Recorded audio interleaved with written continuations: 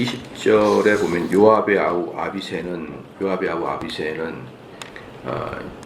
여기서 요압과 더불어 이제 다윗의 조카거든요. 아비새가. 그러니까 아비새가 요압의 동생이에요. 요압의 동생입니다. 그런데 쉽게 말하면 다윗의 이부 동매죠. 이부 동봉매. 아버지가 다르고 엄마가 같은. 그렇죠? 그 사람이 스루야. 다윗의 누나죠. 한참 나이가 많은 누나. 그 누나의 아들이 요압이고 또한 여기에 아비새입니다.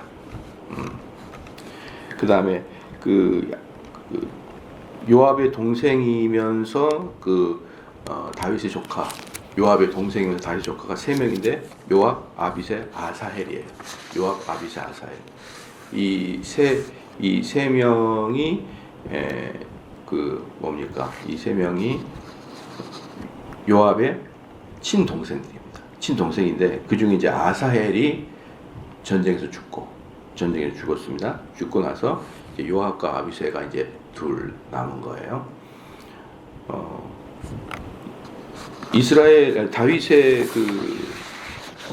다윗은 지금 군대를 편성할 때 이 세 단위로 편성했습니다. 첫 번째에 3대 용사, 첫 번째 그룹에 3대 용사, 두 번째 그룹에 3대 용사, 세 번째 그룹에 30인 용사. 이렇게 이제 세 그룹으로 딱 자기 밑에다가 이렇게 신복들 뒀거든요. 그걸 전체를 총괄하는 그 장군이 요압이에요. 요압 밑에 세 장군, 그 세 장군 밑에 또 세 장군, 그 세 장군 밑에 30이 나뉘어서 이렇게 세 그룹 나 있습니다. 첫 번째 그룹의 세 장수가 지난번 설교 때 이제 말씀을 드렸거든요.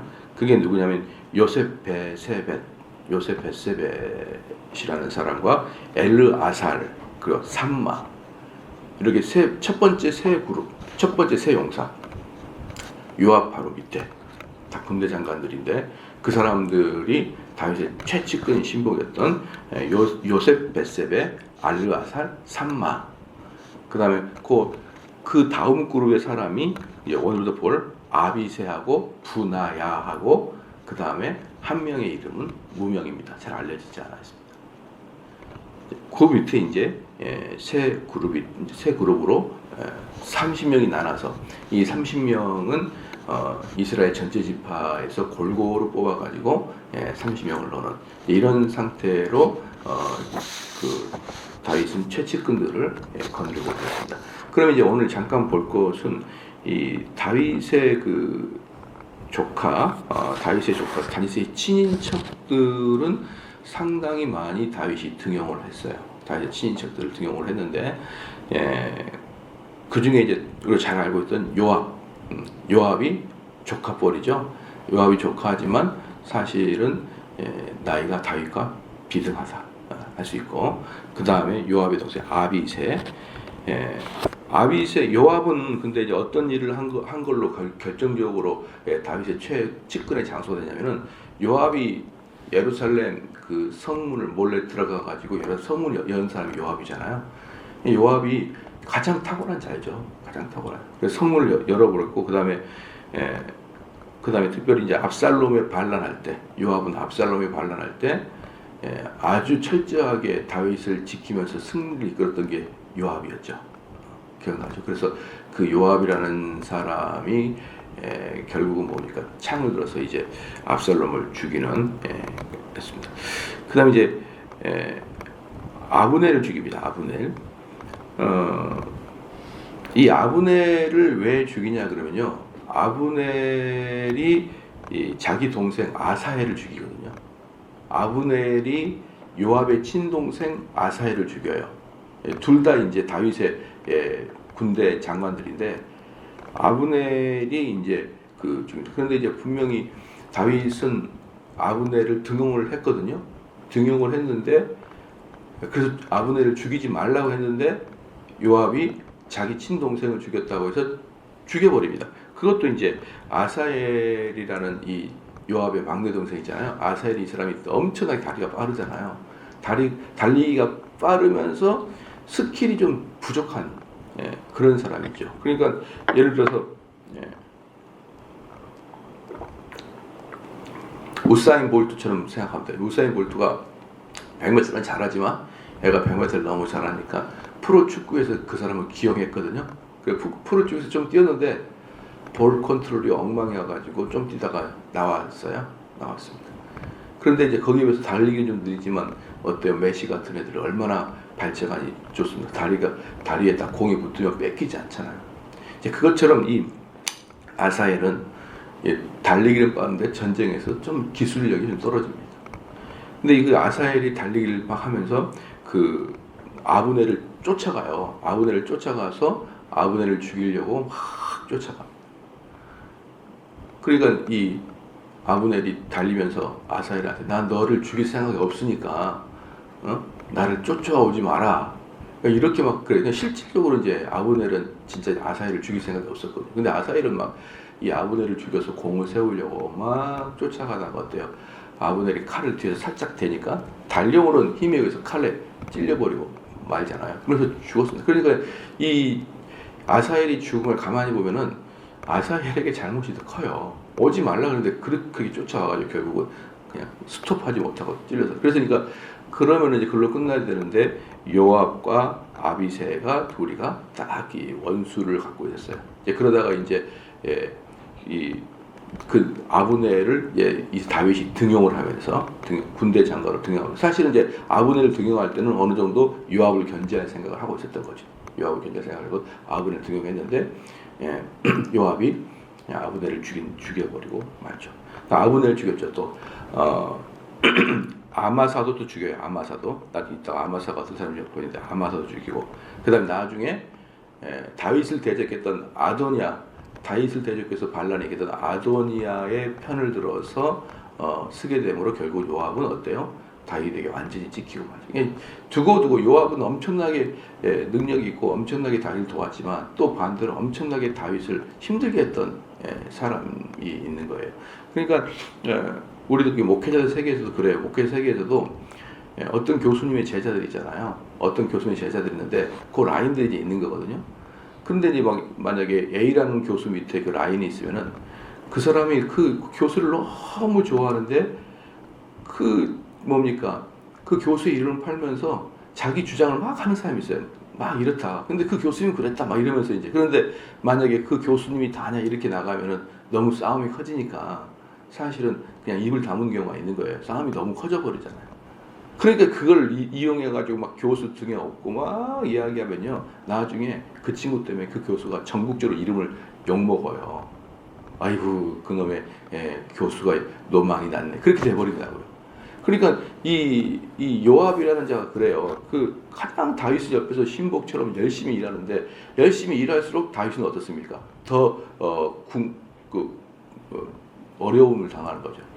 더 어려움을 당하는 거예요. 그게 바로 딱 요압이었어요. 요압이 다윗한테 힘을 주고 다윗의 가장 후원자격이었지만 그럼에도 불구하고 시간이 갈수록 다윗을 힘들게 하고 다윗을 완전히 궁지에 몰리게 하는 그러한 것들을 요압이 했기 때문에 다윗은 이미 오래전부터 요압을 제거할 생각을 딱 가지고 있었고 요압을 제거할 생각 때문에 아브넬을 군대 장관으로 등용했다는 것을 알고 그러니까 요압 장군은 그 아브넬이 자기 막내 동생 아사엘을 죽인 것도 있었지만 자기도 육감적으로 알았어요. 저 사람이 내 대신 지금 내 자리를 지금 다윗이 저 사람을 찍고 있구나 라는 걸 알았기 때문에 아브넬을 죽여버립니다. 그리고 마지막에 이제 객관적인 자료. 사람들은요 누군가를 제거하고 싶어요. 제거하고 싶으면요 객관적인 자료 나올 때까지 기다립니다. 여러분 그거 잘 알아. 저 사람이 도대체 나한테 도움이 안 된다. 아니 나를 계속 방해한다. 그러면 속에만 가지고 있어요. 겉으로 표현하지 않습니다. 언제까지? 객관적으로 딱 뭔가가 드러날 때까지 기다립니다. 그러지 않으면은 대의의 명분이 없는 거예요. 대의 명분이. 대의 명분은요 모든 정치인들에게는 목숨만큼 중요한 겁니다. 목숨만큼 중요한 게 대의 명분. 대의 명분 없이 그냥 제가 그러면요 원칙이 없게 되므로 밑에 부하들이 절대로 순종하지 않습니다. 대의 명분이 어디까지 기다리다가 아도니아의 반란 때까지 딱 기다리다가 아도니아 반란에 딱 아도니아 편을 들자마자 너는 이제 끝난 거야라고 이제 다윗이 그렇게 마음을 먹었던 것입니다. 그게 바로 요압이에요. 요압 수르야의 장남. 두 번째 아비새가 누구냐면 수르야의 차남입니다. 수르야의 차남. 자, 이 사람은 에돔인 18,000명을 죽였어요. 에돔 사람 18,000명. 그리고 암몬을 격파했고 세바의 반란을 진압했고, 그 다음에 블레셋 장군 느노블 처치하는 엄청난 일을 했던 것이죠. 에돔 인구 18,000명. 대단하죠.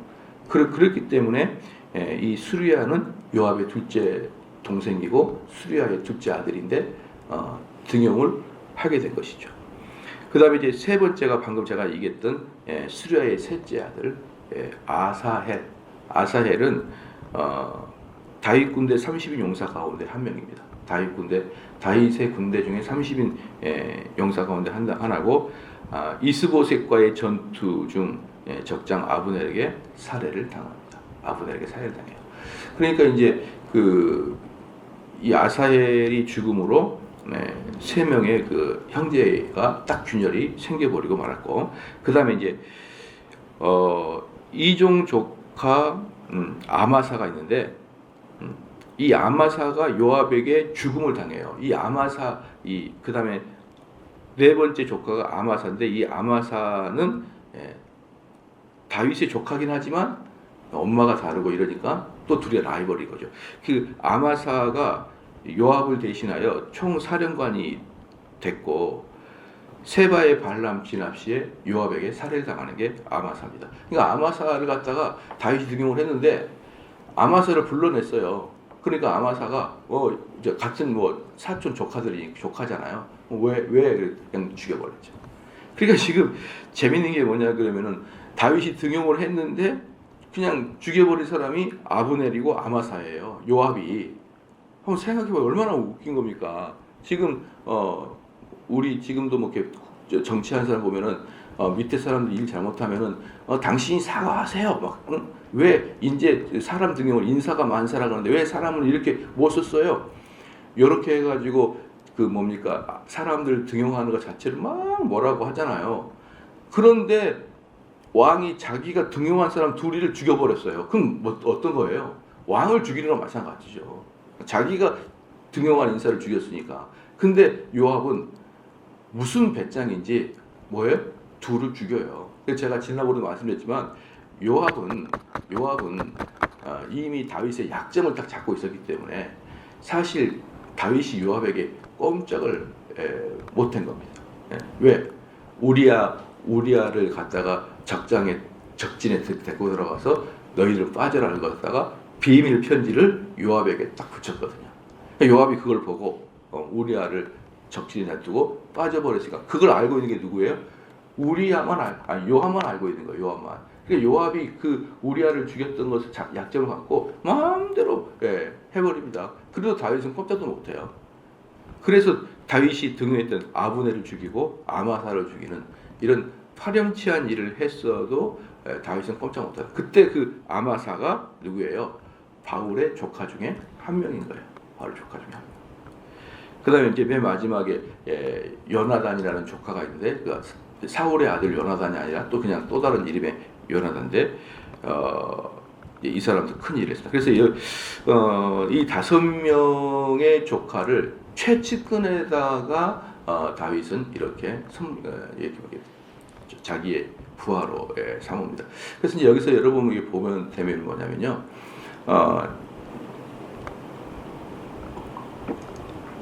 다윗의 세 가지 그룹이 있다 그랬잖아요. 최측근의 그룹 3인, 그 다음에 두 번째 라인에 3인, 세 번째 그룹에 30인. 그런데 세 번째 그룹 30인에서 비로소 탕평책을 치는 거예요. 탕평책. 그러니까 골고루 뽑는 것은 이제 30인명부터 골고루 뽑아요. 그 전까지는 다윗의 마음을 털어놓을 수 있는 사람을 씁니다. 그리고 실력 있는 사람을 써요. 실력 있고 마음을 털어놓을 사람을 쓰는 것은 당연히 리더십에 당연한 것이죠. 그래서 저는 우리 조카들도 마음대로 쓸 거예요. 다음에 교회가 어떻게 될지 모르겠지만 그런 사람들에게 실력 있는 사람들은 마음대로 쓸 거예요. 그것들에 대해서 가타부타 하는 것은 절대 옳지 않고 실력이 있고 마음을 털어놓을 사람이 리더십의 최측근이 돼야 됩니다. 그래야만 거기서 안정적이지 최측근을 탕평죄로 쓰면 안 돼요, 여러분.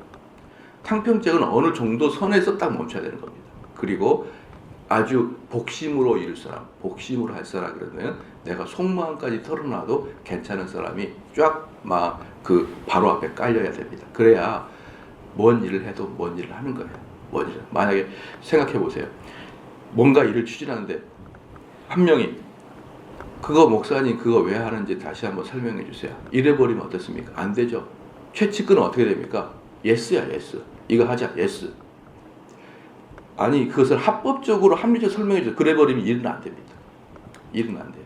그게 엄청난 목회의 일이든지 엄청난 국가의 일이든지 아니면 악당이든지 모든 공동체는 최측근이 자꾸 합리적으로 설명해 달라 그러면 그 사람은 최측근이 못해요. 그 사람은 어디에 있어야 됩니까? 세 번째 그룹에 있어야 돼요. 이 사람들이 그리고 여러분 보십시오. 여러분 제가 지난번에도 얘기했지만 대장동 사건 같은 것도 이재명을 딱 보니까 전부 다 복심이 쫙 깔려 있잖아요. 그리고 밑에는 공무원이 있잖아요. 모든 공동체는 그렇게 돌아가게 되어 있는 거예요. 그게 그건 당연한 건데 이제 거기서 불법을 저지르느냐 안 저지르느냐 그 불법을 저지르느냐 안 저지르다가 있지 거기 이재명 바로 밑에까지 바로 밑에 있는 사람들은 이재명의 마음을 털어놔도 될 만한 사람들로 깔려 있는 거예요. 그래서 성남시라는 그 엄청난 부동산을 다루는데 성악가 출신이 들어갈 수가 있는 거예요. 왜? 복심은 있으니까. 복심이 돼. 그게 바로 여러분 어떤 단체든지 그게 선한 단체, 국가의 단체든지 악당의 단체든지 심지어 교회 단체라 그런지라도 그 구조는 여러분이 뭐라고 하면 안 되는 것입니다. 그래서 우리나라 보면은 뭐 교회 뭐 이렇게 이야기 저렇게 이야기했던 뭐 세습이 뭐니 이렇게 이야기해 보면요 참 웃기지 아니할 수가 없어요. 저는 콧잔등으로 웃고 말아요. 그런 거에 대해서는 나는 내가 제일 편한 사람을 등용해 쓰겠다. 그 생각은 확실합니다. 자 봅시다. 그래서 이제 이 뭡니까 다윗은 가장 중요한 자리에 요압, 아비세, 아사헬, 아마사, 요나단이라는 자기 조카들 그리고 어디에 봐도 빼놓을 수 없는 그런 실력자들로 다 키웠고 이제 그 다음에 이제 20절 보시죠. 요압의 아우 아비세, 요압의 아우 아비세는 그 30의 누구예요? 그러니까 이 아비세는 누구예요? 두 번째 3인, 두 번째 용사 그룹의 제일 뛰어난 애가 아비세인데 그 3인 중에 리더가 아비세예요. 3인 중에 리더가 아비세인데 그 아비세가 다윗의 조카고 그냥 조카라 등용한 게 아니라 18,000명을 죽여 선멸했던 18,000명을 선멸했던 그 대단한 사람이 아비세였기 때문에 능력도 있고 복심도 전달할 수 있는 자를 당연히 그 3인의 첫 번째 리더로 그를 띄웠습니다. 그래서 20절에 요압의 아우 아비세가 그 3인의 두목이라 저가 창을 들어 300인을 죽이고 그 3인 중에 이름을 얻었으니 저는 둘째 3인 중에 가장 존귀해요. 둘째 3인이 뭐니까 두 번째 그룹이라는 거예요. 두 번째 그룹 중에 가장 존귀한 자. 그 중에 리더라는 겁니다.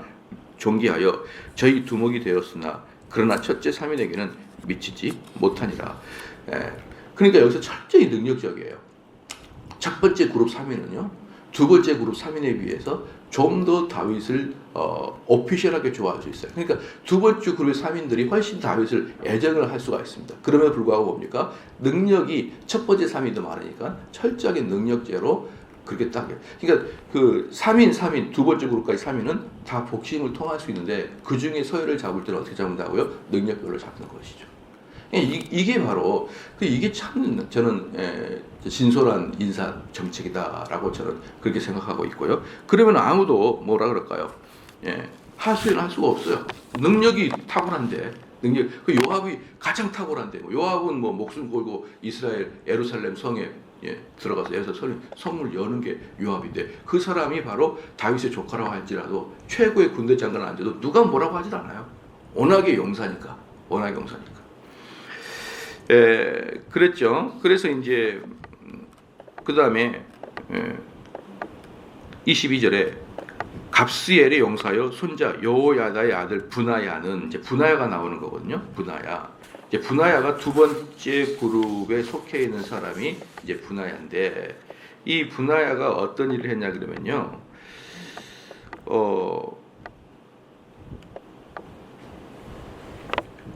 분하야는 22절 효용한 일을 행한 자라. 효용한 일은 뭐냐면 엄청난 위대한 일을 했다. 그 뜻이에요. 이 분하야가 어떤 일을 했느냐 그러면 저가 모압 아리엘의 두 아들을 죽였고, 이 아리엘이라는 것은 뭐냐면 엘이 하나님이죠.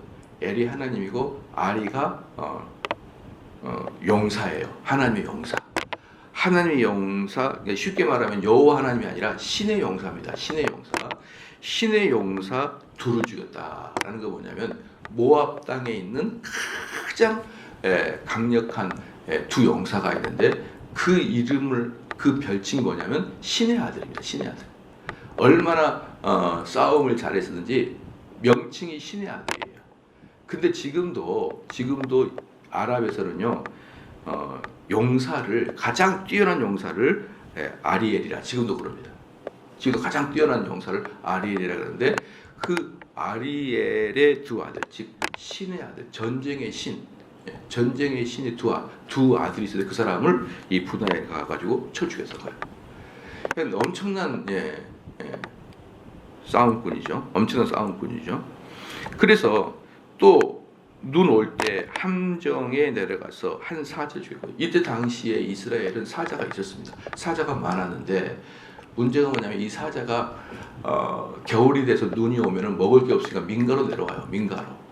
민가로 내려와가지고 사람을 잡아먹고 그럽니다. 이 사자가. 그러니까 겨울이 되면은 이 함정을 파놔가지고 사자를 빠뜨려서 사자가 죽으면은 쇠창살 같은 걸로 그 사자를 죽이는 그러한 일을 했거든요. 그래서 겨울 되면은 그 마을에다 웅덩이를 파고 함정을 파놓습니다. 근데 그 함정에 사자가 한 마리 걸린 거예요. 걸렸는데 눈 오는 날 걸렸는데 이 분하야가 들어가가지고 맨몸으로 들어가지고 사자를 때려 죽였다. 맨몸으로 사자를 때려 죽였다. 여러분 사자 크기가 얼마나인지 압니까? 사자 크기는요 송아지만 합니다. 크기. 여러분 직접 눈앞에서 보면요, 저는 호랑이를 직접 눈앞에서 만져봤거든요. 이렇게 직접. 근데 호랑이 머리가 이만해요. 머리 크기가, 호랑이 머리 크기가. 저는 여기서 아무도 호랑이 머리 만져봐서 없죠. 오직 저만 만져봤어요. 오직 저만. 근데 아르헨티나 갔더니 그런 동물 농장이 있더라고. 직접 들어가서 사자를 이렇게 만질 수 있고 호랑이 만질 수 있는데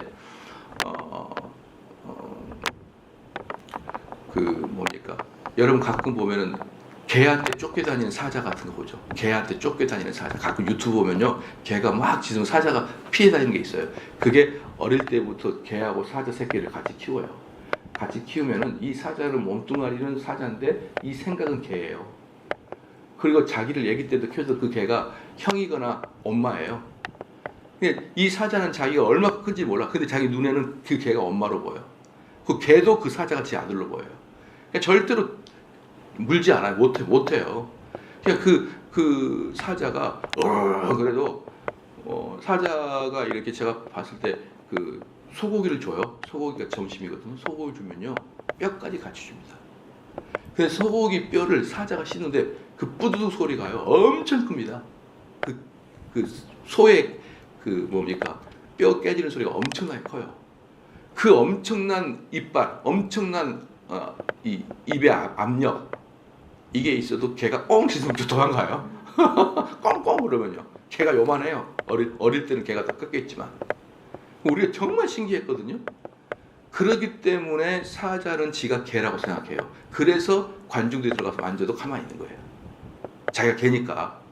그래서 사람들이 다 들어가가지고 한 번씩 만져보고 이렇게 나오는데 얼마나 떨린지 몰라요. 만약에 사자가 한번 이렇게 괜찮아 이렇게 하면 막 죽을 것 같거든요. 이 팔 두께가 성인 남자 허벅지 두께만 합니다. 이 팔 두께가 엄청나거든요. 직접 앞에서 보면요 머리가 이만한데 너무너무 무서워요.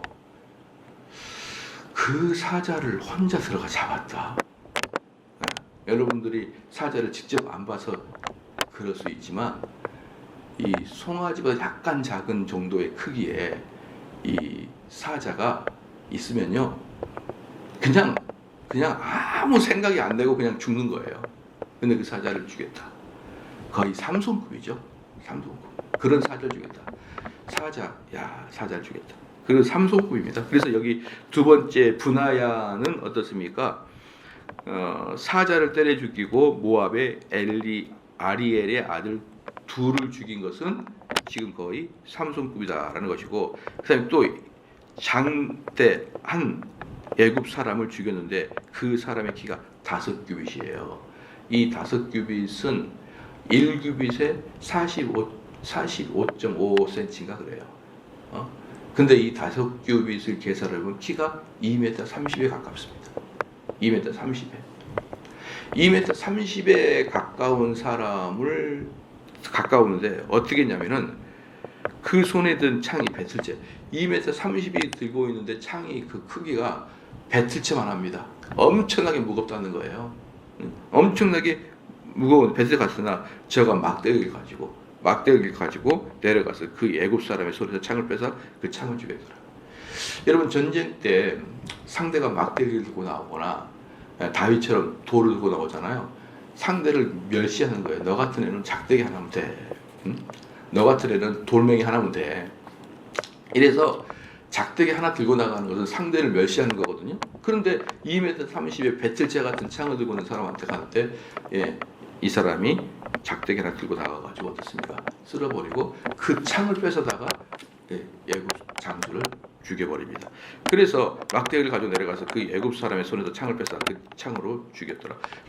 그러니까 한 명 한 명 그 사람이 나의 조카든지 아니면은 그 사람이 나랑 친하든지 상관없이 제일 능력 있는 사람만 6명 안에 딱 뽑은 거예요. 제일 능력 있는 사람만. 그러니까 여러분, 이 세상은 능력 있는 대로 줄 쓰면은 그건 가장 합리적입니다. 그 뭐가 문제냐면, 그래서 옛날에 여러분 우리나라에서 1등부터 학력고사 봐가지고 꼴등까지 쫙 등수를 매겨, 학력고사는 등수를 매겨가지고 그 점수로 그 학교를 들어가게 된 거거든요. 그러니까 그 당시는 이 1등부터 꼴등까지가 할 말이 없었어요. 할 말이 없어요. 왜? 시험을 못 봤으니까. 당연히 그게 이제 옛날에 학력고사 제도거든요. 그냥 학력고사 보고 전국적으로 점수를 매겨요. 전국 점수를 매기면은 대충 어디 대학 들어갈지가 결정이 되고, 그때 대학 들어간 사람은 내가 공부를 못해서 한스러워서 반수를 하고 재수를 하고 그런 사람이 있어도 대입 제도에 대한 불만은 별로 없었어요. 자기가 공부를 못했으니까. 근데 지금 같은 게 어떻습니까? 무슨 특례 입학, 농어촌 입학, 홀로모 입학, 별가지가 다 있어요. 별가지가. 그러니까 실질적으로 어떤 현상이 나타나냐 그러면요, 외고 다니는 애들 있잖아요. 외고 다니는 애들이 서울대보다 연고대를 훨씬 많이 갑니다. 서울대는 못 가게 해놔버렸어요. 그래서 결국은 시간이 지나니까 어때요? 더 뛰어난 애들을 서울대가 자꾸 뺏기는 거라고요. 왜 그럴까요? 서열을 못 세우고 그러니까. 다른 여러 가지 제도, 그러다가 뭐가 생기는 거예요? 그러다가 비리가 생기는 것이고, 그러다가 못하는 애가 더 면담 점수를 갖다가 20%를 놔버리면, 면담에서 1등을 줘버리면은 성적에서 밑에 애가 역전해버려. 그렇게 올라가는 현상들이 이제 일어나거든요. 그 여러분들 이거 있잖아요. 배고픈 것은 참아도 배 아픈 건 못 참잖아요. 그래서 우리가 점수가 안 돼서 좋은 대학 못 가는 건 참아도 누군가가 무슨 더 이익을 봤다고 보면은 못 참는 거예요. 그게 우리 대한민국 정서거든요. 근데 그게 계속 번번이 깨지고 있는 거예요. 지금 기득권자들에게 어떤 자료는 전부 다 그런 식으로 대학원을 가버린 거예요. 그러니까 여러분, 이게 서열별로 그 다음에 등용을 하는 것만큼 사람들 마음을 안정시키는 게 없습니다. 서열별로 등용을 해야 사람이 안정이 되는 거예요. 그리고 스스로 동일하고. 그러니까 다윗의 최측근 3위는, 또 최측근 두 번째 3위는 전부 다 한 가닥씩 했던 사람들로만 딱 해놓은 것이 바로 다윗의 등용 방법입니다. 그 다음에 24절에 여호야다의 아들 분야야가 이런 일을 행하였으므로 세 용사 중에 이름을 얻었고 30인보다 존귀하나 그러나 첫 3인에게는 미치지 못하니라. 다윗이 저를 세워 시대장을 삼았더라. 나중에 이 분야야가 어떤 일을 하게 되냐면요, 다윗의 명령을 받아서 요압을 죽인 애가 분야야가 됩니다. 요압을 죽여요. 이거 어마어마한 그 등치고 이러니까 애굽 사람 2m 30짜리 죽이고 배틀째를 뺏어버리고 사도 죽이고 그런 용사니까 요압을 죽일 때 다윗이 기회를 보냅니다. 이런 식으로 해가지고 다윗의 최측근들을 구상을 했고, 그리고 이제 이런 식의 그 채찍 그리고 뭐냐 그러면 민선 시장들이나 민선 하는 사람들이 특징이 뭐냐 그러면요. 인사를 자기 마음대로 합니다. 인사를 그래서 요즘에 보면 알겠지만 인사를 할 때 사람을 등용할 때 수없이 청문회에서 야당의 반대가 있어도 그냥 통과시켜 버려요. 대통령이나 시장에 이런 사람을 통과시킨다. 왜냐하면 그 인사권이 민선 시장, 민선 대통령의 인사권이 있기 때문에. 왜 그 인사권을 학력고사 보듯이 다 1등 상등게 하지 않고 그 사람에게 민선에게 줬을까요? 그래야 복심이 자기랑 같이 일을 할 수 있게 돼요. 그 복심이 자기랑 일을 할 때 비리만 저지르지 않고 합리적이고 합법적으로 한다 그러면 그 단체가 어때요? 가장 강력한 단체가 되는 거죠. 가장 피를 나누는 혈맹, 형제와 같은 마음. 내가 무슨 일을 해도 나를 지켜주고 나를 배신하지 않을 것 같은 사람. 그런 사람으로 최측근을 만들고 그런 와중에서도 능력 있는 자로만 여기 딱 해가지고 자기를 최측근을 만들었더니 다윗이 일하는 정책에 대해서는 그 누구도 반항하지 못했더라. 기도하시겠습니다.